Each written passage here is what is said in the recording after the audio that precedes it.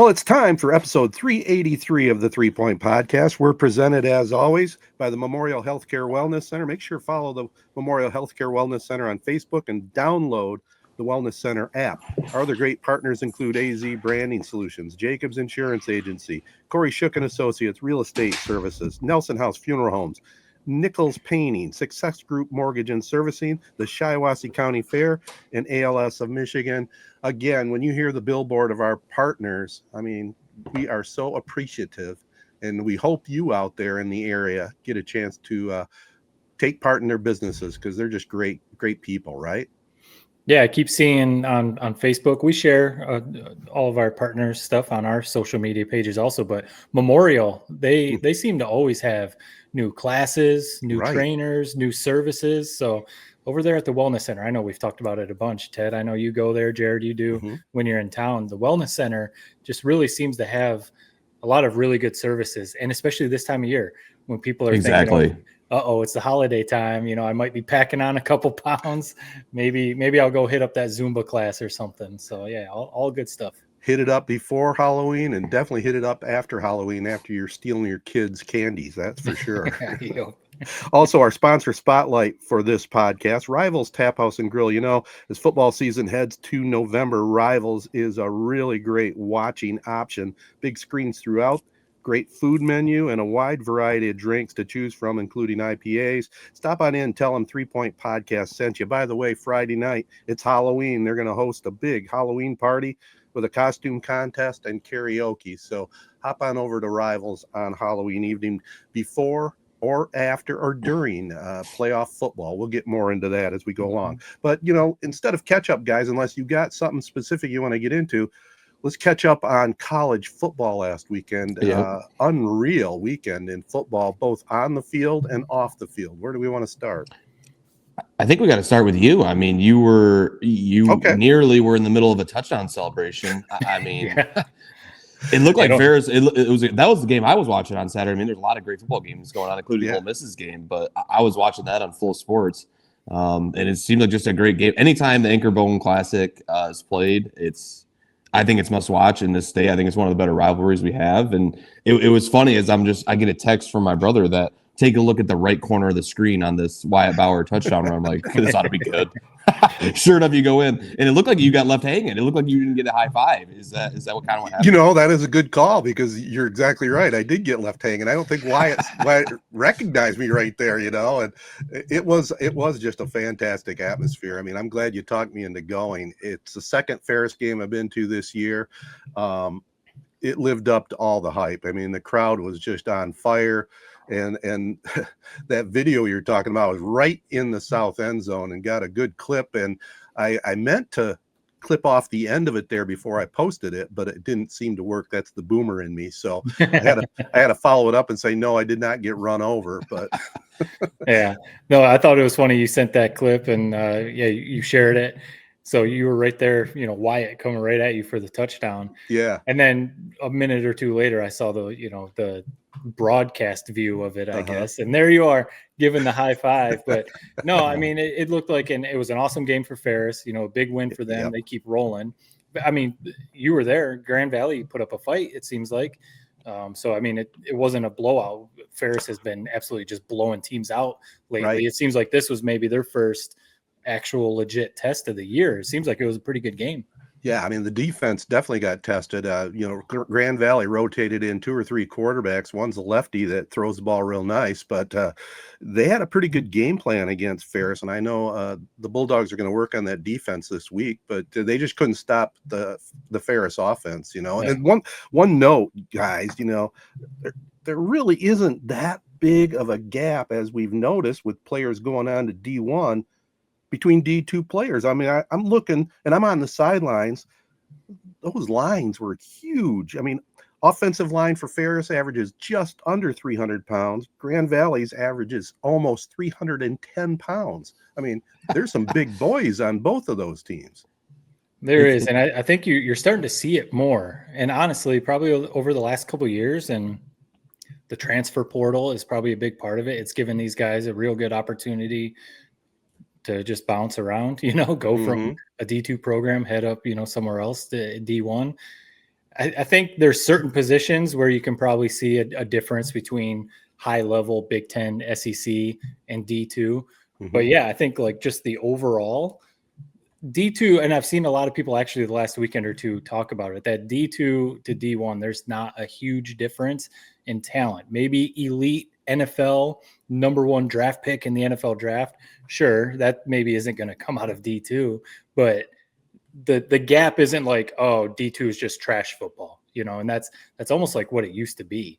Like the washed up high school guys just go to D2 just to play for a couple more years. Like that's not what it is anymore. There's legit talent there. Not at all. By the way, while I'm thinking about it, I should throw out a kudos to you. You got a little feedback from Lane Kiffin. How about that? Right. Yeah, it's always cool to get a little retweet that all of a sudden blows up your notifications on Twitter. But yeah, I happen to be, Jared, you mentioned the Ole Miss game. I was watching at work, and Trinidad Chambliss, Ferris State by itself, Tony and Nason, Ferris State, all their success, and then now Trinidad Chambliss going to Ole Miss has made Ferris State like a weekly headline on shows. I mean, your favorite show, College Football Final, talked about Ferris State. Joey Galloway had the helmet. Sean McDonough in that game, the Ole Miss game, had like a good 2-minute story on Chambliss and the Ole Miss staff stealing plays from Ferris State when they were recruiting Chambliss. So yeah, I saw that. I was watching it. So I just went ahead, clipped it, shared it. And next thing I know, I've got like 300 notifications on my Twitter or whatever. And I was like, what happened? Oh, nice. Lane Kiffin retweeted it. That's why. So no, that was cool. But yeah, seeing what Chambliss is doing, obviously we've talked about a number of times, has really put a spotlight on, oh man, maybe there's some really good talent in D2 that we could go steal. Yeah. And, especially with NIL and everything. So it will be interesting to see what happens the next, I don't know, couple years, especially with all these coaches that we'll probably talk about, all these coaching changes. Yeah.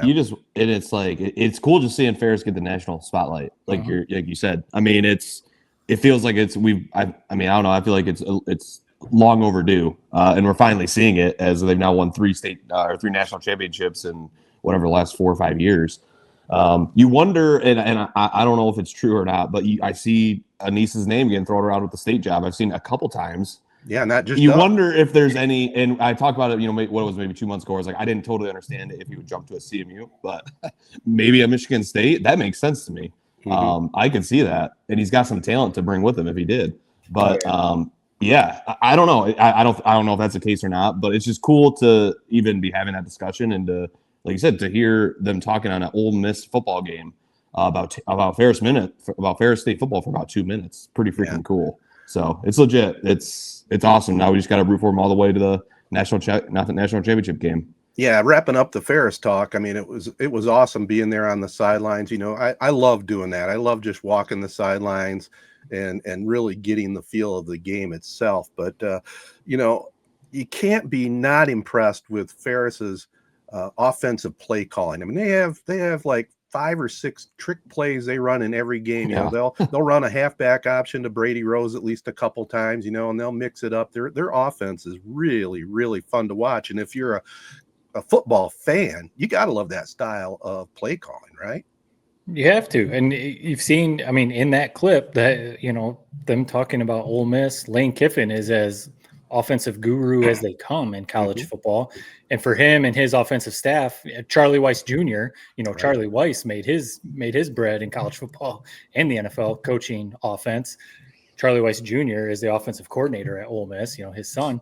So for them to watch Ferris State offense while they're recruiting Chambliss and be like, exactly what you just said, Ted, like, wow, this is some really good stuff, and then take it into the SEC, that says something. And it just makes you, we'll talk about Michigan State here probably in a minute. Right. It just makes you sometimes think like, man, obviously you have to have the personnel to be able to do that stuff. Brady Rose, a player like him, and, some other guys, Wyatt, obviously. But why can't all teams have a couple wrinkles like that? Like sometimes, you watch Michigan or, some other Big Ten teams, and it's just like so vanilla. And you're like, I know you're not going to do a flea flicker every possession or, a halfback pass every play, but a couple wrinkles here and there to keep the defense on their heels would help. And Ferris, I mean, you watched up close this past weekend. Ferris does that, I don't know, as good as anyone in the country. Yeah, absolutely. And, before we move on to the Michigan State game, I just had to throw this out there. It's again, love for Wyatt Bauer, the way this kid can play. I mean, I look at his season stats, guys. He's 95 of 153, 62%, just under 1,500 yards, 17 touchdowns. He's rushed the ball. He's their leading rusher, 101 carries, just under 600 yards, 10 more TDs. I mean, those are almost bookend identical kind of numbers he had in high school. It's incredible. Does he have, not to put a Debbie Downer, has he thrown any picks this year? I don't have that here. I think I haven't seen any. One or two, maybe, but I don't know that. That's a good question. Yeah, I don't want to put a rain cloud over it because he's actually absolutely crushing it. Yeah. What? Who was it? Tariq Brett? Is that the running back who had like 4 first half touchdowns? Yeah, he's pretty dynamic as well. Yeah. Just a good team. It's awesome when, like, I was at a housewarming party on Saturday night. It's like we're watching the game. We're like, hey, that quarterback, he's from Corona. That coach, he's from Corona as well. It's so lame that I say stuff like that, but it is cool. I guess it's not. It's just cool. That's awesome that we have that. We can say that type of stuff. So you just hope they keep winning and more eyeballs get drawn to it. And you hope Trinidad keeps balling out at Ole Miss because that's only going to help it too. Yeah, I'm a little bummed. In a couple weeks, they travel up to Saginaw to play Saginaw Valley. I'd like to go to that game, but I'm going to be out of town. You going to be able to get over there at all, you think? Maybe. I'll have to check it. Where do you got going on? I'm going to be out in D.C. I might actually. I'll talk about that a little bit, but the Lions play the Commanders while I'll be out there. So I may see about getting tickets for that and go check it out. It's like a 4:30 game, maybe. We'll see. I mean, you talk about buying Super Bowl tickets. I mean, that's almost like you're out in D.C. when the Lions are in town. I know. I mean, I know you have family obligations while you're out there, but that's almost a no-brainer. Well, the obligations. It just depends how much it's going to cost. Right. Yeah, that part too. 0 interceptions for Wyatt. We don't want to do the 3-point podcast curse, right? But that's impressive. And I just saw too. He's only taken 3 sacks. So yeah, that's a heck of a season. They've been efficient, man. Yeah, he's looking good. Figured it out. 17 touchdown passes, no picks. That would wake up Lane Kiffin or any coach's eyes right there, wouldn't it? Oh yeah. All right. Maybe wake up Jonathan Smith's. Yeah, well, let's get that's impossible. It's impossible. I just saw a chart right when I can segue us to it. Or did you need to throw a sponsor? If not, so I just saw a funny picture, dude. Jonathan Smith. I don't know. At first, it was like this guy is boring, but the more and more people have gotten pissed that he has no reaction to anything, kind of the more like entertaining it kind of is in a weird way. Like I was thinking about it with Brian Kelly getting fired. Can you imagine if he was like coaching LSU or something and he just had this same? I swear they brought the defensive coordinator down just to like. I seriously think it might have been a personal conversation. Like we need some life on the sidelines. Right. Like come on down. Like inject some life into us because. I don't know. He's so boring. And then you have Michigan on the other hand, where that like I think the easiest way for me to say this is watching that Michigan State game at a party with Michigan State fans, with Michigan fans. I've never seen a more like just indifferent Paul Bunyan game on both sides. Like it just was it was just kind of a bummer to watch. Like that was the most depressing game between these two teams I've seen in my lifetime. We had D'Antonio, we had Hoke.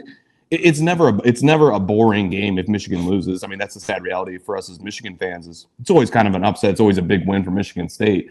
This was just like it was already a defeated Michigan State team. Michigan, we don't know what to think of this team. One second you love them, the next second you're like, I think this is maybe just as bad of a situation as Michigan State's in.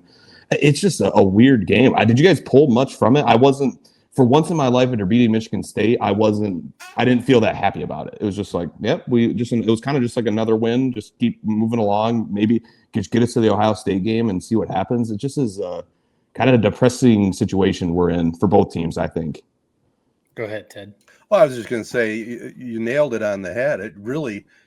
It had the least amount of juice that I can remember for a Michigan State-Michigan game. I mean, yeah, Michigan clearly the better team, but they just played sloppy. The play calling was weak. I mean, Underwood, they don't let him do what he does best. It just kind of was a blah game. And, you think about it. I mean, they won pretty easily by 11.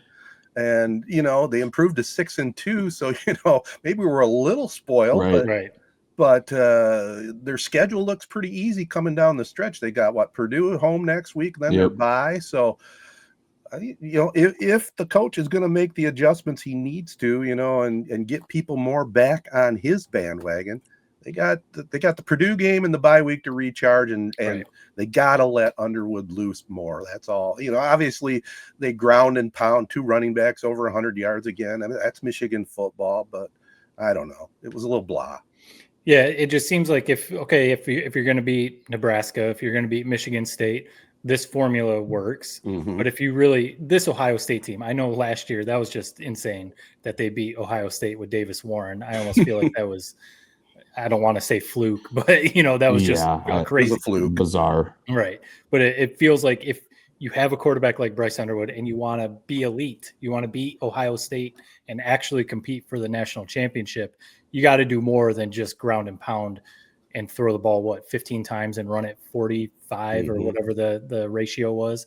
That works against some of these Big Ten teams, but I don't know if it'll work against the big boys. The one thing, I mean, you guys know my feelings on Sharon Moore. I'm still kind of just like teetering on the The one thing you can say is he beats his rivals. As of right now, he hasn't lost to Michigan State or Ohio State. So whatever he does, he gets them up for these rivalry games. We'll see how this year's Ohio State game goes. And he had them. Michigan State, what would they end up with? 11 penalties, 12 penalties, 4 or 5 unsportsmanlike conducts. I mean, a couple of them, I know Michigan State fans aren't happy about some of the flags, but, a very undisciplined team. You're talking about Jonathan Smith, Jared. I mean, that's as undisciplined a team as you can see in college football. And Sharon Moore had them, they didn't do anything stupid. And that was one thing I noticed. I was like waiting for a Michigan player to throw a punch or shove or something stupid to happen. And I don't know if that's on coaching. I don't know if Sharon Moore had them, but they were prepared and didn't do anything stupid. Yeah. And Moore, they played their game. They got the win, moved on. And Moore, if you watched him on the sidelines, he was consciously making sure that they kept their heads in the game and didn't do any of those SOS type of personal fouls, Yeah. And that's where I'm at with Sharon Moore is I think we might have just been spoiled with Harbaugh. It's hard to complain, if Michigan ends the season 9-3, if they lose to Ohio State, it's is that you can't fire him over that. And if he goes 9-3 every year, you really can't fire him over that either. I don't know. It's just a weird situation, but there's just something about the product of the football team that is it's just not fun to watch. Right. And at the end of the day, it's entertainment. And I sound like an idiot because guess what? If we start losing, I'll take a win any way we can get it. So I'm being kind of greedy, but it's just so they're so boring, and it feels like they're kind of like a mirror, and they just hold it up to the opponent. And if the opponent is horrible, it's gonna really show. Like a Michigan State, they're gonna have a zillion penalties. They're gonna look horrible. Not gonna be able to. The defense is gonna overwhelm you. So in a way, it is kind of satisfying, but just something about maybe it was because of the questionable offsides call. What did you guys think on that? To me, I'll be honest. Here's what I'll say. I don't think Michigan State wins the game if that call isn't made. But I do think that it was a perfectly timed jump, and it was a strip sack, in my opinion. Again, I don't think people are. Sometimes in this rivalry, something like that would happen, and it's all you talk about for a year. I don't think that would have swung the game, but I do think the wrong call was made. It was such a bang play, but to me, it looked like a perfectly timed jump. I agree 100%. I mean, I don't think you throw a flag in that situation. It was just, to me, perfect timing. Hey, maybe he was a couple inches. Who knows? But it was so close. I think you go the other way and you just don't call it. Right. And it could have changed the game. Yeah, it could have changed the game because it was 10-7 at that point, and that would have really flipped momentum. It did. When it happened initially, it was oh, man, here we go. Mm-hmm. And then obviously Michigan got the ball back and went down and scored, and it felt like at that point the game was over. I mean, I think it's not like what in 2016, the Ohio State-Michigan game, the JT was short. The fourth. That literally, the game was over. If they would have called, literally that was fourth down. The game Michigan would have won the game if they called that in Michigan's favor. So that's part of why Michigan fans just can't let that one go. Right. This one, there were still 2 quarters to go. So you have no idea how the game plays out with this one. And I think that I agree with you guys. Was he offsides? I don't know. I mean, maybe by the letter of the law, his head was over in the neutral zone. But that, that's one of those, like, kind of like the delay a game.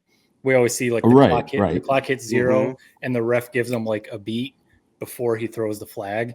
It almost seems like it was a judgment call, and of course it went in Michigan's favor. So Michigan State fans are going to be upset. So, but kind of like what you said, Jared, I don't think Michigan State was going to win the game if it went that way. They just seem one thing too. I was going to say they seem to not have an identity under Jonathan Smith, and that's one thing. Whether we like it or not, like you said, Jared, it's entertainment. Whether it's fun to watch or not, Michigan does have an identity under Sherrone Moore, and it's a run game, a power run game.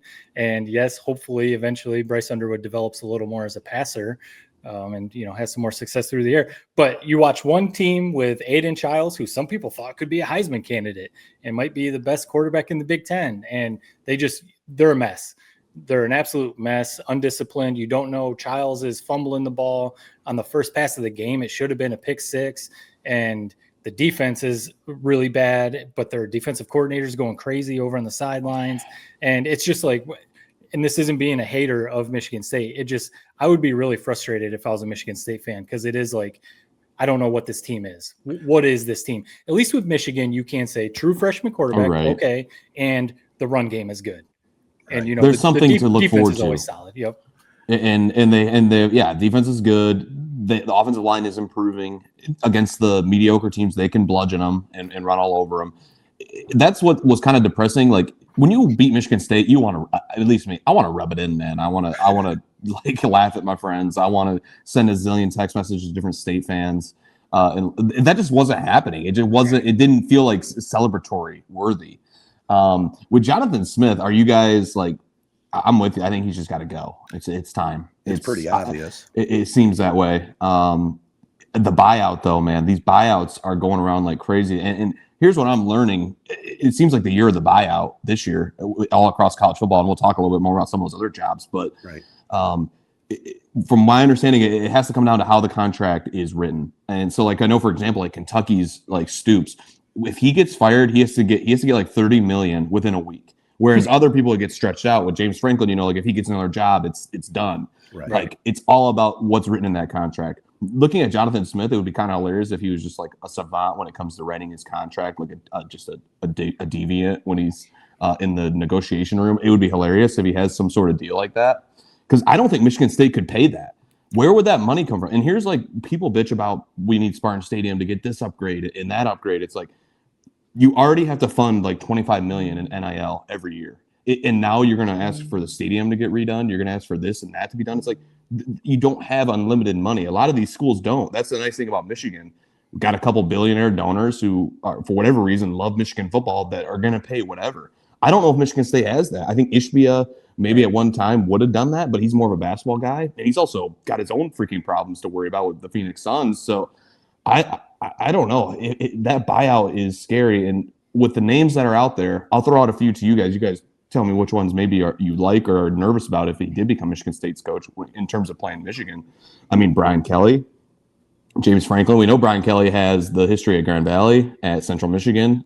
I don't know if he loves Michigan. I don't know if he hates it. He's 64 years old. I don't know if he even wants to coach again or if he just wants to collect his check and call it a career. James Franklin, great recruiter. Obviously never could quite get it done at Penn State. Brent Key is the big name. I mean, Georgia Tech's like top 5 team in the country. I don't know if he wants to leave that situation, even though there's the AD connection. I saw in 97 won the ticket. I don't know if it's just pure clickbait or idiocy. I don't know what's worse. A guy had a plan for Nick Saban to take over the show for 2 years like and then pass it off to Max Below, who's currently just a linebackers coach on what's not a very good defense at Notre Dame. Those are the names I've heard. And outside of Brian Kelly, I'll just give my opinion real quick. Brian Kelly, to me, is a good hire for Michigan State. That's somebody with some edge. Go ahead. I was just going to say, let's do a little podcast tease. Let's take a little break, and then we'll come back and give our answers on that and maybe talk about some of the other college coaches and their situation right after this. All right, let's jump back into it. Your thoughts on the coaching search at Michigan State, if they do have one. Before I give an answer on that, I have a question, and I agree with what you're saying. They're hesitating, I think, to get rid of him just because of the money situation. And I don't know how it is laid out. I mean, do they save $20 million if he gets to coach the rest of the season? I don't know what the situation is, because you look at him on the sideline, and I said it in a group text. He's a dead man walking. I mean, and, I'm sure the guy's a good coach, but his demeanor on the sideline doesn't help him. You got to start with the record, and then you look at that demeanor. It's just not looking good. I like I said last podcast, I think their number one guy they probably ought to be zooming in on is the Georgia Tech guy. But it was an interesting comment that really got me scratching my head and thinking, whoa, if they did want to, give Bulla the job in a year or two, how awesome would it be if they could convince Saban to come in? I think it's a big dream, but that'd be the ultimate scenario. I think it's what's more extreme than a dream. I don't know. I think it's more than that, because to sell Saban, he doesn't need money. So if the sell is like, we're going to pay you top dollar, well, first of all, we're worried about the Jonathan Smith buyout. Exactly. So how do they have top dollar to pay Saban to come in? It's going to be a complete mess. The whole roster is going to transfer. So you're going to tell Saban to come in for 2 years and basically go 3-9 for 2 years and then hand it off to Bulla? Like, no, that's just not happening. No. The one thing, I think we also, looking back after last year's Michigan State game, I don't know, like I'd forgot about this, but people brought it back up. Jonathan Smith, after that game, said something along the lines of like, he didn't understand the Michigan State rivalry, like how nasty it was until that game. And that right there that like sets the bar. It's almost kind of like, it's kind of like what happened with Brian Kelly down at LSU. And that's what everyone who is involved or knows that program or whatever is saying. He came in and he never fully embraced LSU. Mm-hmm. He never fully embraced Baton Rouge, Louisiana. And it kind of almost feels that way with Jonathan Smith. Like, he came in, he knows Michigan State, Big Ten football, but it's like, you didn't understand how nasty the Michigan State rivalry is. Like, I don't know. I feel like that would be one of the first things I'd do. I'd go around town, go around campus and be like, who do you hate most? Who do you have to beat? Michigan. Everyone would be like, you got to beat Michigan. You have, and it'd be like, that rubbed me the wrong way, like from the jump. And then now, like you said, Ted, the record and the demeanor on the sidelines.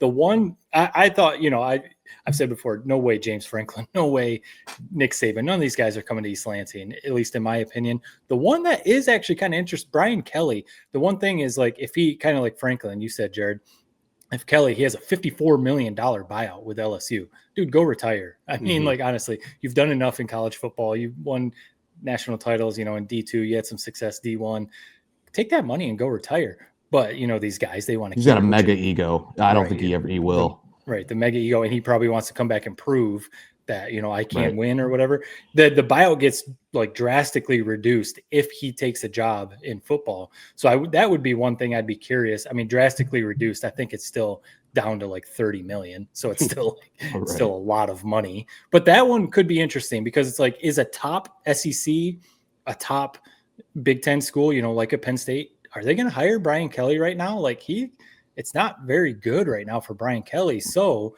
maybe it would work to go somewhere like Michigan State or, I'm not saying Michigan State's like a lower job, but you know what I mean? Not like the top jobs of Florida. He's not going to Florida or, so maybe Michigan State could kind of lure him and say, hey, Central, Grand Valley, the region. The Midwest. Yeah. 100%. Come in here. We'll give you some money, like that could be interesting. I get your argument there, and it does make some sense.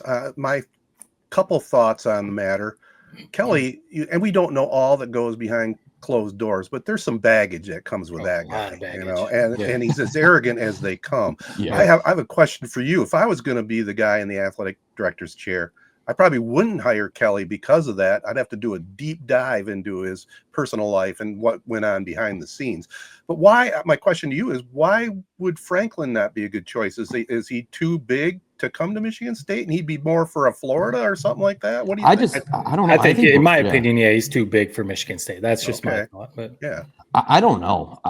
To me, if you ask me right now, if James Franklin took over Michigan State, I would be like, oh, I can't wait to play this team. Like, we're going to embarrass them. But then when Brian Kelly took over, I'd be a little bit more like, this guy kind of knows football. He's got a little bit of an edge to him that reminds me a little bit of Urban Meyer. He does. He's not Urban Meyer, obviously, but I don't know. Just as a Michigan fan, I would feel better if they got James Franklin over Brian Kelly. I know James Franklin's probably a little bit better of a recruiter. Obviously, maybe had a little bit more recent success at Penn State than Brian Kelly did at LSU.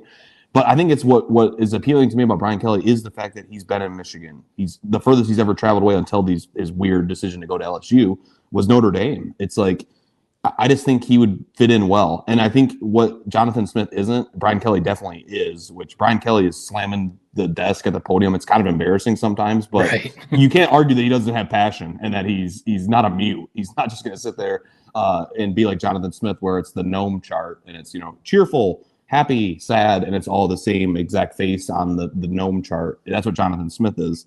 Brian Kelly is not that. He coaches with his heart on his sleeve, and he's a little bit of an asshole, but I think Michigan State could use an asshole. They need to punch back in this Michigan rivalry is how it feels.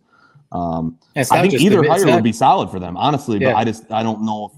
I'd be curious what the market is for Franklin and for Kelly. I don't know. I would think Michigan State would be right around Kelly's market. I agree. Maybe Franklin is a step above that, but also I wouldn't be surprised if he was a Michigan State hire. Yeah, I got to worry about Smith first. Yeah, they're talking about Sarkisian at Texas is like in the mix for an NFL job, the Titans. So like if that job came open too, you got Texas, Penn State, Florida, Arkansas. Like MSU starts falling down and down on the list for some of these bigger hires. I think it almost needs to go one or two. You almost have to go after Brian Kelly, and they still have Jonathan Smith. They haven't even fired him. We're talking about him like he is fired. Yeah. You have to go after like a James Franklin or a Brian Kelly, or you do have to go after a Max Bullock, even if he is only a linebackers coach. Get somebody who knows Michigan State football and just be like, listen, you have to build this thing from the ground up. You played here, you know the program, you know the Big Ten. We'll give you some resources, like we know the first couple of years are going to be very rough, but at least with you, unlike Jonathan Smith, you understand Michigan State. So we'll give you the couple years where it might be rough. I almost wonder if they have to go that route, get the unknown, take a swing. Take a swing. Cause you can't go and just get some dude. It just feels like that's what Jonathan Smith was. Feels like that's what Mel Tucker was. Mel Tucker was just like this guy. I know he had some ties, but it was like, oh, okay, cool. Yeah. So I feel like you got to get someone that Michigan State fans can say, we believe in you. Ball up. Well, he'd be a safe choice, I think, even though he doesn't have the head coaching experience. Maybe somebody like that's already on staff, Courtney Hawkins, but I think some fans would like it, but I think at this point you got to go away from the program with your current coaching staff, don't you? Yeah. I mean, it's kind of like what D'Antonio was kind of doing at the end of his run. What did he say? Shuffling the deck on the Titanic or whatever, right? Like, if you just promote someone on this current staff, what is that really going to change? So it will be interesting. I mean, it's crazy. All these jobs, these dudes getting fired in season. I mean, Penn State, Texas, they were top 5 preseason. And just a few weeks ago, both teams were still top 10 in the country. And it's just kind of like now they're fired. And I saw someone saying like these buyouts, like, how are these ADs putting these buyouts in these contracts? And then it's just like, okay, fire these guys and the ADs are still around. Where does this money come from? Like, it's crazy. LSU's AD was at Texas A&M, hired Jimbo Fisher. That was a mega buyout. Then he comes to LSU, hires Brian Kelly, mega buyout. It's like, at what point is this guy maybe the problem? Maybe we don't want to have him hire another guy. Let's look elsewhere. I don't know, but if I was like, it's almost like you need like a lockout or something. These contracts make no sense. I don't know why these, like, you got to figure out, there's got to be a limit on these buyouts. It's crazy. It's literally insane. And I heard people talking yesterday. It's like the person who is benefiting the most from all these firings is Lane Kiffin. He's gonna get a mega payday whether he stays at Ole Miss or if he jumps ship to go elsewhere. The one I heard is that you could definitely see the correlation to Steve Spurrier. He freaking loves Spurrier apparently, so he would maybe consider the Florida job. To me, I don't think Lane Kiffin should leave. Think about all we've heard about since he's been at Ole Miss. Like, oh, this is home. I made this family choice. I didn't want to leave, take a different job. Talk to my daughter. Her daughter and her friends came and told me to stay at Ole Miss. It seems like it would be a bad choice to me to go to Florida, to go to LSU. Now, it would be enticing. I'm thinking like, wow, imagine him at a LSU, like what theater that would be, or at Florida. But to me, I think it would be smart for him to stay at Ole Miss. He's got a good thing going. The fans love him. He seems like he's got a lifetime contract there. I would stay at Ole Miss if I was him. But again, they might throw him $20 million, and it's like, how do I stay here? But my thing is too with Ole Miss. I mean, they have high expectations. It's Ole Miss. It's the SEC. It's not the expectations of Florida. It's not the expectations of even if the Texas job came open and you went to Texas. Ole Miss, if you're in the mix for the SEC in the college football playoff every year, you're good. If you're not losing to Mississippi State, it's kind of like Florida is like, if you don't win a title within a couple of years, you're going to be right. You're going to be on the chopping block, kind of like Billy Napier. Napier, I mean, it was going pretty bad there for him, but yeah, it'll be crazy to see. If you're one of these coaches that like Kiffin, that makes a move, you got to look at so many factors, don't you? I mean, okay, if he's sitting good at Ole Miss without as much pressure on him, that's one to the right. That's for him to stay there. But to compete in college football, as we know nowadays, you got to have the big nil bag available, right. Big donors that are going to get the players. I mean, it used to be when a player would talk to a coach, and you guys know this, Saban talked about it, the coach would talk to him, they'd talk about playing time, when's he going to get the starting nod, blah, blah, blah. Now it's, well, how much you paying me? Right. It's a whole different world. Immediately. That's what they're asking. How much money you got? So I think Kiffin's kind of been playing that card too, trying to get Ole Miss to up their NIL. They got to. So it's just it's a different world, that's for sure. No doubt about it. Well, it's fun, like you said, Jared. It's entertainment, even though it was a blah blah game. Michigan State. It was entertainment. College football. We're gonna roll with it with all these changes. All this old farts like me and Saban. It's a different world, but that's the way it is, and you just got to wheel and deal with it. The one thing that does concern me, and we don't have to get into the whole NBA gambling situation, but the whole factor of it's crazy, man. Gambling now and how many temptations there are, it's going to happen. It's going to happen in college football. It has to be happening. It just maybe hasn't been caught yet. It's like what, and that is a good point. Honestly, that it's crazy how fast we move on from things. I wouldn't have even thought to bring that up on this podcast, but that was a huge story. I mean, Big Shot Billups, what a freaking bummer. I loved Chauncey. I've talked about it when he got inducted to the Hall of Fame, how big of a fan I am of Mr. Big Shot, all-time nickname, leader supreme, and then you just have this freaking kick to the groin if you're a Pistons fan, and really just a fan of the NBA and all that in general. Just what a freaking bummer. I mean, it doesn't seem good. He's rigging poker games, wearing special glasses where you can see the back of the cards. It's like, why? And this isn't like somebody who flamed out, and hasn't played in 30 years and hasn't been collecting a big paycheck for the last 20 since he retired. It's a guy who's been an NBA coach, still making very good money in what he's doing. It's just I don't know if it's addiction. I don't know if it's greed. I don't know if he's just got a lot of mouths to feed, in his inner circle or whatever, and he's trying to feed everybody. Just a very sad story that of all the people that I wish it didn't happen to, Billups is probably top 5. I just never expected that in a million years. Right. Well, you said it, greed. What have we said before? You heard greed is the root of all evil, right, Ted? I mean, I think people just, it works one time. So you think, ooh, I can do this a couple more. I'm getting away with it. Like I think you said it, Jared, when you started talking. The gambling part,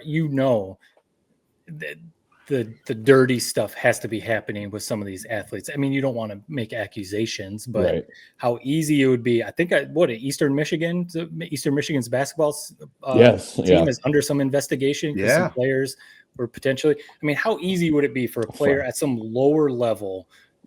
Barely anyone is watching, but you can still bet on their games. To be like, oh, my under on rebounds is 9.5. I'll just tell your buddies, I'll make sure I stay at 8. Once I get to 7-8 rebounds, I won't grab another one. You know what I mean? Like, it's so easy to do that. And just don't do it on your phones. Just tell your buddies, you place your bets. Don't track it to me. Rozier got out of control. Terry, because he started. I mean, he was getting money to his house and all this other stuff. So but it would, you want to play the moral and be like, I would never do that. You know what I mean? But if somebody came to you and was like, hey man, just stay on your under. I'm going to put a bunch of money down. I'll give you a cut. As an 18-year-old kid, it'd be hard to say that you wouldn't once or twice be like, all right, cool. And you're Eastern, who's like 5-20. Like, who gives a crap? Like, we're maybe the worst team in the country. Like, screw it, let's make a few extra bucks. Might as well do something while we're here. Well, take it one step further. It seems to be the thing that's got out of control the most, and it seems to be the most appealing to these players is the prop bets. It's not. Yeah, they got to get rid of those. Right. That would be my. It's not going to fix it entirely, but I don't know. Maybe it's just because I don't like prop bets as it is. I think they're impossible. Yeah, I always am like 1 yard too short. I always pick the wrong touchdown score. It's or like a Michigan parlay. I have this whole 5-leg Michigan parlay versus State, and State has a touchdown with 7 seconds left. That was against the spread, but to me, I think you just got to get rid of prop bets. I think that's the easiest solution right now. It's not going to solve it, but nothing's going to solve it. That's, I guess, what the whole Chauncey Billups thing to me is like. If Chauncey Billups is doing this, somebody who seems pretty smart, somebody who's still making millions, like, why the hell would an Eastern player not be doing this? That is what's concerning. You would think if you're Adam Silver, I don't got to worry about this guy. I got to worry about the 12th man on the bench, or the guy who's playing 5 minutes a game, like a Rozier. Not a head coach. That's crazy. Right. Well, you go back to it's allegations, so it's not proven. Right. But, when I read between the lines, I'm thinking, okay, because we know there's alcoholics out there, and we certainly know there's gamblers that have went over the line. They're addicted, and it just makes you wonder if Chauncey, outdid himself on bad bets and got involved with the mob, and then now has to do this kind of stuff to square things up. It's a sad state of affairs, but I've seen enough Godfather movies and whatnot to know it can happen. That's exactly what I was going to say. I wasn't going to, try to make a joke of the situation, but I can see you just thinking this is a movie script in the works. Oh yeah, it's got to be. And how about this? I didn't even know the mob is still a thing in 2025. Oh yeah. I thought they kind of died with the Sopranos, but they're still rolling, I guess, doing this type of stuff. I don't know. It's just crazy, man. Yeah. Just sad state of affairs. I don't know how you solve it. Like, I'd be the first to criticize Adam Silver. I don't think it's a him problem, man. This is just the world we're in right now. I think this is happening in every league to some capacity, from college to NFL to NBA to baseball. We saw it in baseball already. Right. Literally, a pitcher and their staff is throwing games, yet somehow they took the damn Tigers to 5 games. But so it's just a sad state. Here's the thing: people aren't gonna watch the sport anymore. Listen, if the NFL is rigged, you talk about like the WWE being rigged. What a show we've been treated to, man. The last our entire life. I'll still watch it every week. It's even if it's rigged, it's still pretty goddamn entertaining to me. So it's never gonna change my viewing. Right. The last thing I'll say on this with the Adam Silver, I've seen people saying he's got to be fired at this point because of all this stuff, and if. I guess that would be part of the investigation. Did he know? Was he in on it? Anything like that. But I always think, to an extent, what is he supposed to do? These are grown adults. If you put in place, they have people come, former players and current players have talked about, they have people come speak to teams about like the risks of gambling. It's against the rules. They lay it all out there. You cannot do this. They put it all out there. He did his part, and then if players go behind their back on their own time and gamble, that's not his fault. You know what I mean? Right. So that's the one thing I would say. The one thing about Silver, and I don't know if this is true, it's all hearsay, like we say, but I think Windhorst kind of say, like, Terry Rozier got busted with this last year. They kind of, put it like, hey, you're injured, wink, wink. To me, why not take a stand on Rozier in that situation? If that's true, it's like, if it's LeBron, if it's Michael Jordan, which now people are bringing that back up. Yeah, let's find a way to. We can't let this get out. Like, you go play baseball for a couple of years. If you're LeBron, we're gonna do everything we can to make sure this doesn't come out. It's Terry Rozier. Mm-hmm. I don't know. I would have let him. You're done. You're never playing in the NBA again. Like, I'm sorry, it's a bummer, but I don't know if they actually did try to kind of sweep that up. I just don't understand that. But I'm not running this $1 billion investigation. Who knows? Maybe they've swept it up 50 times in the past and it's never came back. So I don't know. It's just an interesting situation where I think we need more to come out before I make a harsh judgment on Silver. Yeah. So at this moment, I'm with you, Matt. It's just I don't think you can. You can't say too much negative about him right now. I got a feeling we'll have more conversations on this topic as the podcast goes along. But let's take another short break and come back with the Prep Spotlight right after this. All right, it's time for the Prep Spotlight presented by the Jacobs Insurance Agency, local, independent, and trusted. I'll jump right into it, guys. In football, Corunna got win number 2 against Chesaning, 28-7 in the old MMB Trophy game. Yeah, the play on the field was a little sloppy. You would expect that from two one-win teams going at it, but it was hard played. But my biggest kudos goes to the Chesaning press box crew, Tom and Ed Ebenho.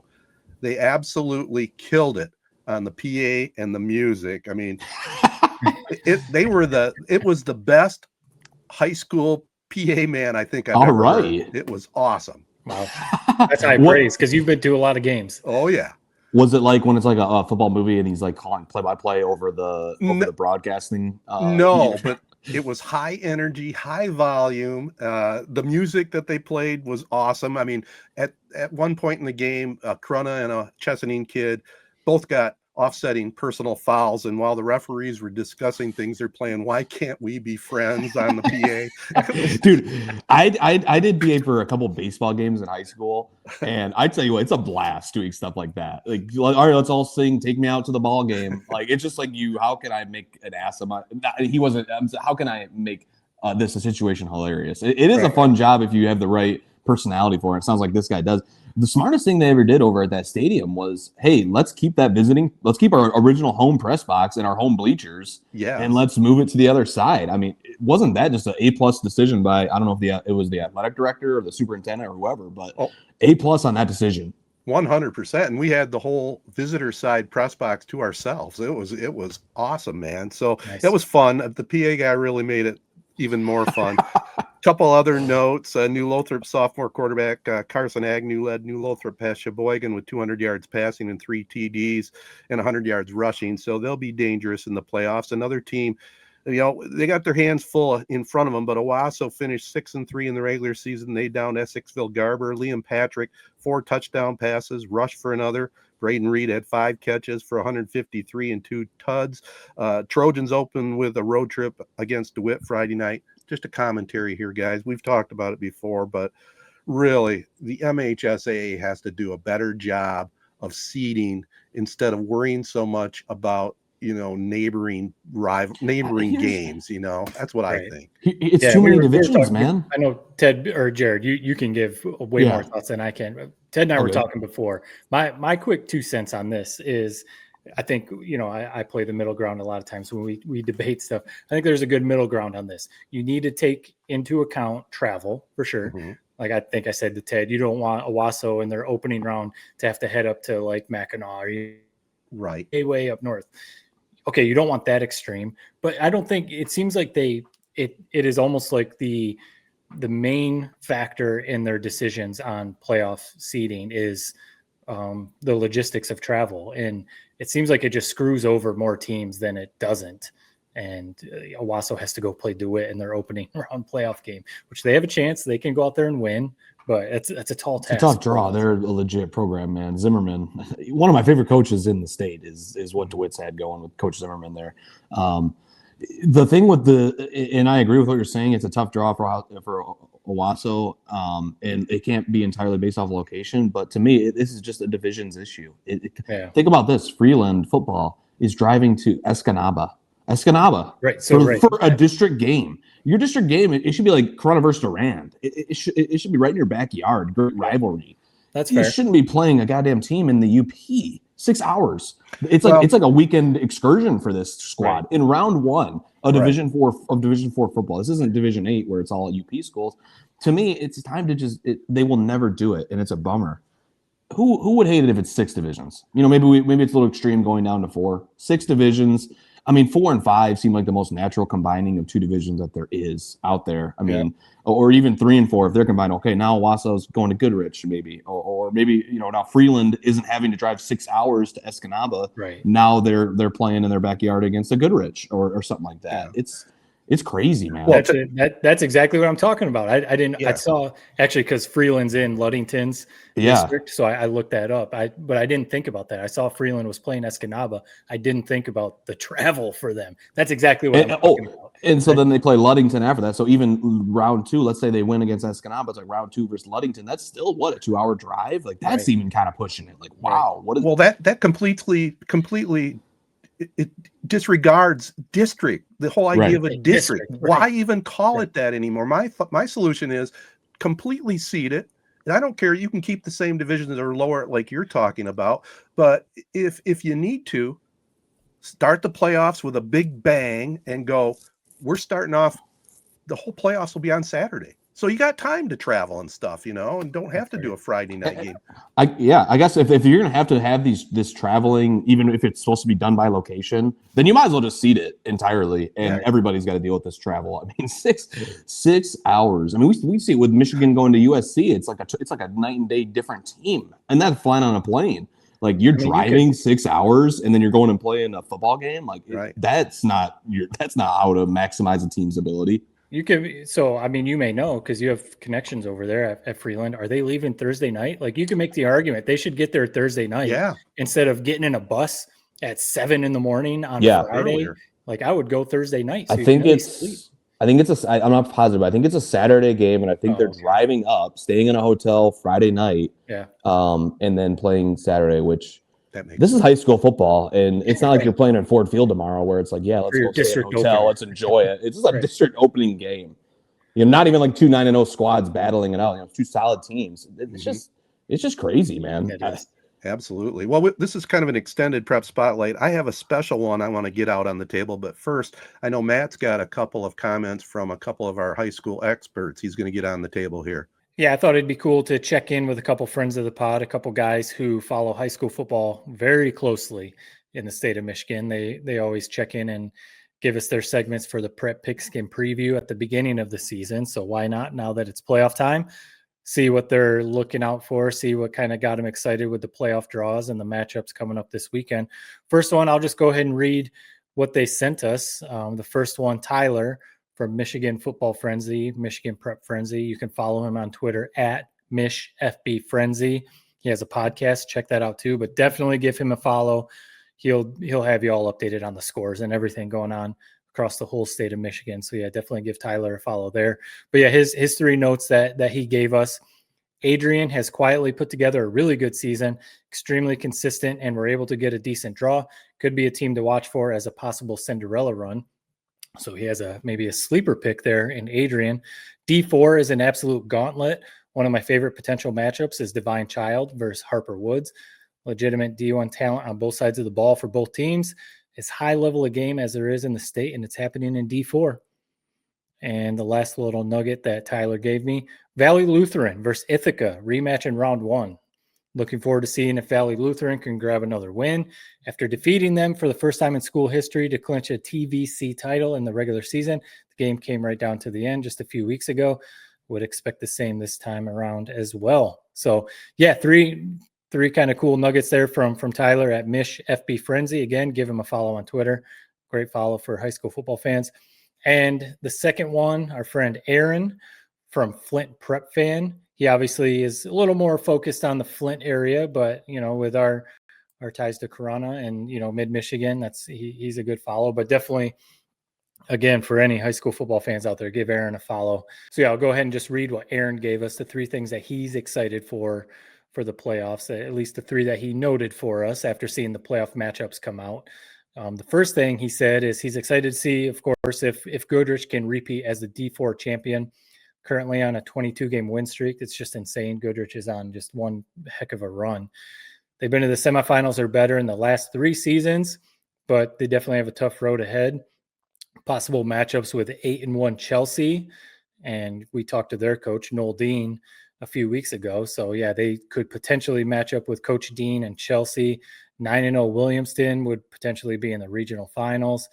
And then one of the top teams in the division, 9-0 Harper Woods. So Goodrich has split with them the last 2 years in the semifinals. So yeah, a couple potential big matchups for Goodrich, but can they repeat as state champions?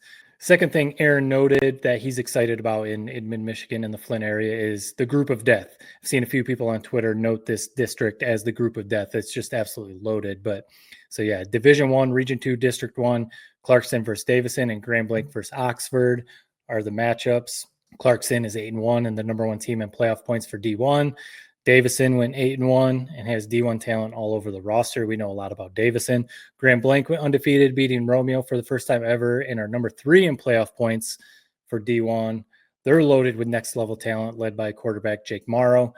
And Oxford went 7-2, looking for revenge on Grand Blanc, who beat them in last year's district final. So storylines galore there.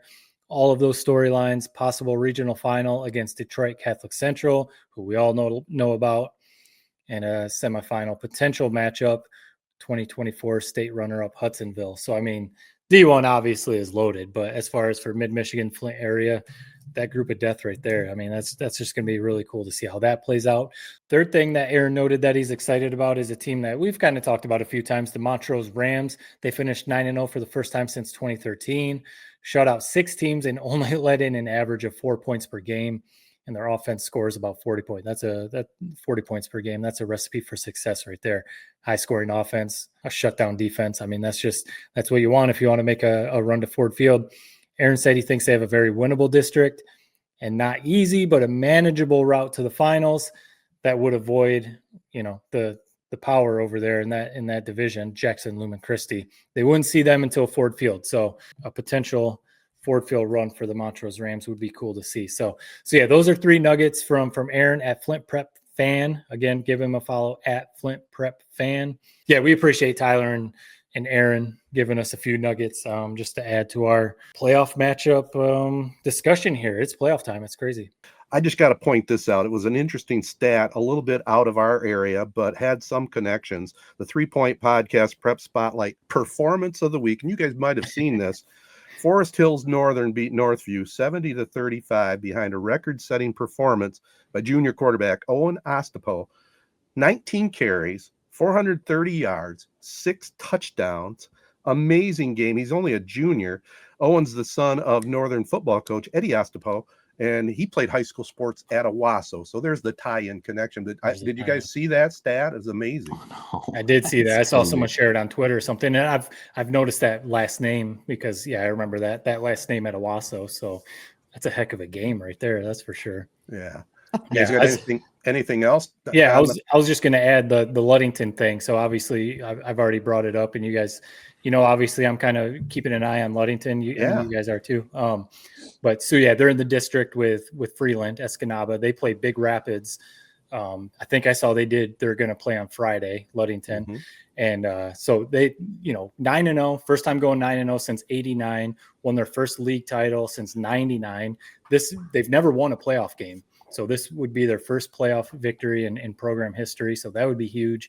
And, we've shared some stuff on Twitter, and we've gained some followers up there in Ludington who with the football program.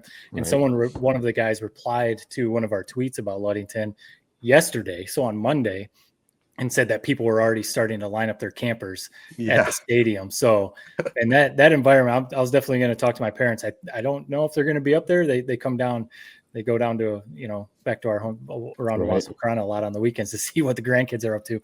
But if they're in Ludington this weekend, I was going to definitely be like, you guys might want to make it over to that stadium. I mean, it's like I said, it's right kitty corner to where they live. That's going to be an awesome. I mean, that's just such a cool environment for high school football playoffs. Going for your first playoff win. Like we said, their head coach, this is his last season with his son as quarterback. I mean, that's going to be an awesome environment. Yeah. Great matchup too against Big Rapids. I think they're 8-1, so it should be a pretty solid district, honestly. Yeah, from top to bottom. Oh, that'll be a good one. I was going to throw out too. We do our little complaints talking about the districts and seeding. I looked through some of the other seedings and stuff like that. Like I'm sure you guys did. Ravenna. I mean, Jared, you probably remember covering them when you worked at Fox 17 over on the west side. Right. 4-5. And they still made the playoffs. I know there's a point system and stuff, but I really have an issue with a team going 4-5. How about this? De La Salle's in at 3-6.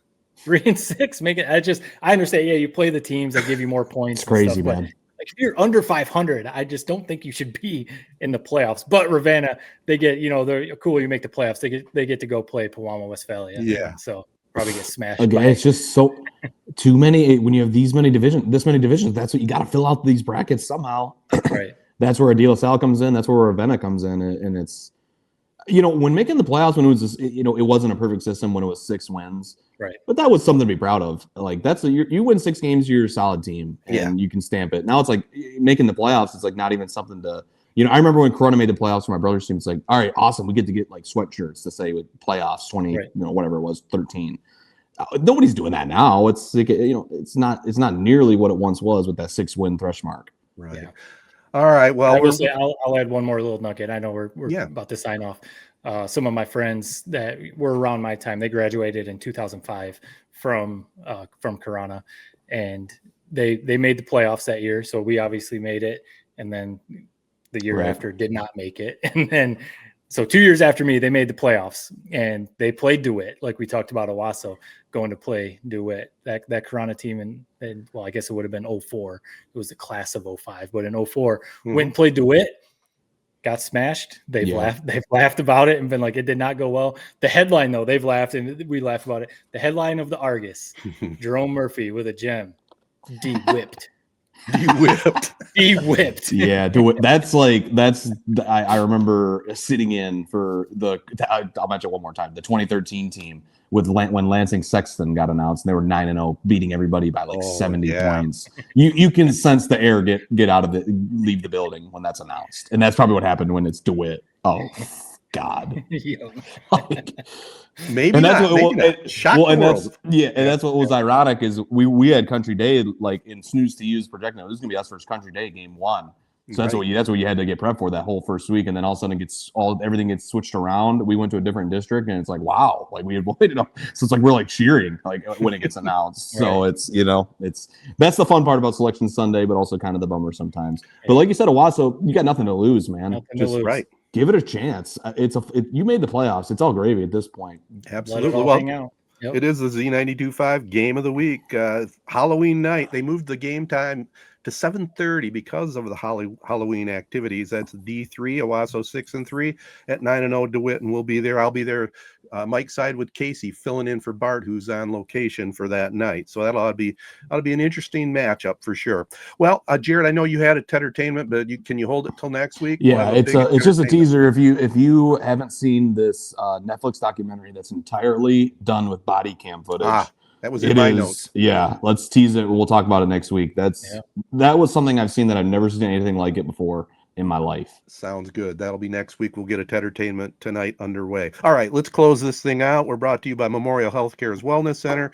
Make sure to follow the Wellness Center on Facebook and download the new Wellness Center app to stay up to date on all their happenings. Our other great partners include AZee Branding Solutions, Jacobs Insurance Agency, Kori Shook and Associates Real Estate Services, Nelson House Funeral Homes, Nichols Painting, Rivals Taphouse and Grille, Success Group Mortgage and Servicing, the Shiawassee County Fair, and ALS of Michigan. Peace and love, everybody. Be kind. Thanks for listening.